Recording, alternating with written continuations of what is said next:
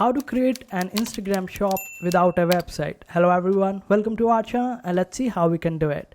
So first of all, you will have to convert your personal account on Instagram to business account or creator account. And after that, also make sure that you connect your Facebook page with your Instagram account. Otherwise, you won't be able to do it. After doing all of it, then simply click on the three lines at the top right hand side corner. Then click on settings and privacy. After that, click on the option of creator tools and controls. In case if you have switched to business, then you will be able to find the business tools.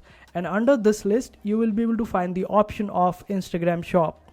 And since I have not connected my Facebook page to Instagram, that's why I'm not able to see that particular option. And for you, if you have connected your Facebook page, you will be able to see the Instagram shop option. Just simply click on that particular shop and set up your shop and add items to it, and this way you would be able to set up your Instagram shop without the need of any website. And that's how you do it. I hope this video was helpful. Make sure to hit that like button and also subscribe to our channel for more helpful videos.